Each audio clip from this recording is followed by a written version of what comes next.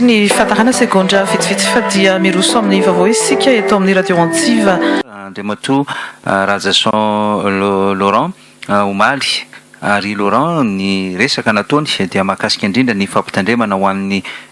rehetra izay mbola manao ny asa fanaovan-gazety mihoatra noho ny tokony horesahana. Ny mpanao gazety ihany koa izany ora mambazafy anefa dia mampatsiaro indrindra ny resaka nataony ny minisitra Hery Laurent Rajason tamin'ny taona 2024. Andeha rahantsika ary aloha ny resaka nataony ny mpanao gazety Zano Ramambazafy. Miaraba ny mpianon'ny radio antsiva Zano Ramambazafy anty dia zao zaho tsy dia tiako le mifamalimaly tsy nitezana hiady aman'olo zay fa zao hitako mivakiko ny communiqué navoakan'ny minisitra Rolly Mercia le omaly iny le lasa ohatrany tena izy ndray zany lasanjely fa zay olona miteny manakinan'ny HVM dia ohatrany tena lasa devoly lasa katany. Bon, mety zanga mba tsany tena nanariko satria za tokoa moa to aminao kazava tamin'ny lasinainy tsy dia nisoma misy araka amin'ny fiteny kanefa tao koa zany ny FFKM tao ny société civile tao ny momba ny manao lalàna ka tsotra navaliko amin'ny diaroly fa ny fomba fanaovana gazety tsy fomba fanaovako gazety na oviana ka tia misy zavatra nilazaina tamin'ny taona 2014 tamin'izy rehefa tsy lany minisitra tsony izy dia zao ho hitanareo fa ny zavatra kianina anatin'le communiqué nataony maly.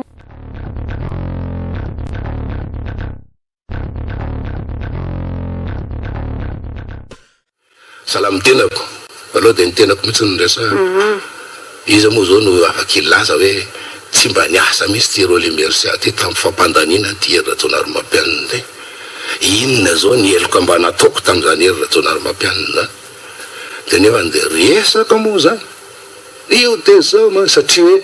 miaraka amin'ny andro rajoelona zay zany ny heloka natao miaraka amin'ny andro rajoelona zay fotsiny ihany ny heloka natao zany amindreo ka rehefa zany izy na niasa na tsy niasa nandritry ny telo taona maministra azy na niasa be ary io nanao an'le propagande tsy ilaina io fa ndana mandehany ary tsy vitany ndana mandeha fa fanaratsiana sy fanenjehana ohatrany dia tena indray zany devoly ka dia manontany amin'izao fotoana zao amin'izay satria volana vitsivitsy nitsangana an'le gouvernement sy nitondra eo amin'ny 10 volana tondraan'le Hery Rajonary mampiana firenena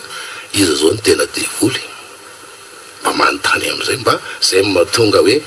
mba tonga amin'izay kosa ny fotoana mba isehoana tsy indraindray iresahana satria manana didy ny tena firenena tsy avela fotsiny entina tokony olona any anaty ato ohatran'izany na inona toerana misy azy na inona toerana misy azy fa zoantsika olo-pirenena tsotra ary zoan'ny mpanao gazety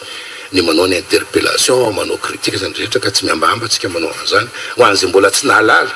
ao anatin'ny fitondranao présidence moa tsy misy gasy voatonga mbola tsy hainy hoe inona ny seho tany aloha tany ataon'ny mpanao gazety sy ny rehetrarehetra teto amin'ity fireneny ity dia ampalalana azy hoe tsy vao zao no nanaovana an'izany fa hatramin'izay nefa nanaovana an'izany rehefa vao misy mibilila dia manitsy itsika ary manitsy amin'ny fomba mifantana tsy miambahamba ary zavatra marina no resahana.